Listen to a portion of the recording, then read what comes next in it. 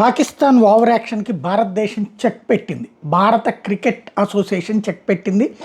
భారత ప్రభుత్వము చెక్ పెట్టింది.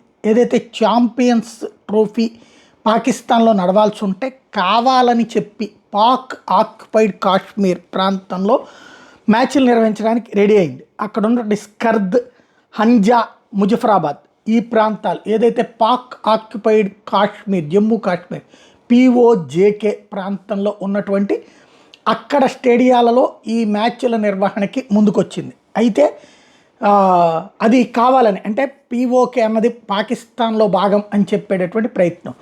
దానికి భారతదేశం వాళ్ళ స్టైల్లోనే తిప్పికొట్టింది.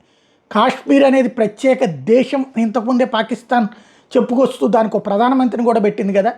మ్యాచ్లు నిర్వహిస్తుంది పాకిస్తాన్లో అయితే పాక్ చెప్పుకునేటటువంటి ఆజాద్ కాశ్మీర్, పిఓజేకేని వాళ్ళు ఆజాద్ కాశ్మీర్ అని పిలుస్తారు అనమాట.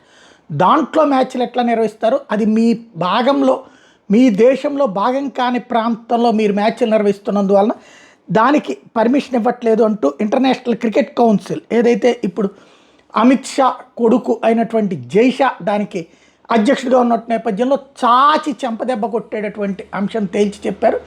మీది కానటువంటి భూభాగంలో మీరు ఎలా మ్యాచ్ నిర్వహిస్తారు అంటూ దానికి అక్కడ మ్యాచ్లు నిర్వహించడానికి అనుమతి ఇవ్వబోమని తోసిపుచ్చడం ద్వారా పాకిస్తాన్కి పెద్ద షాక్ ఇచ్చారు.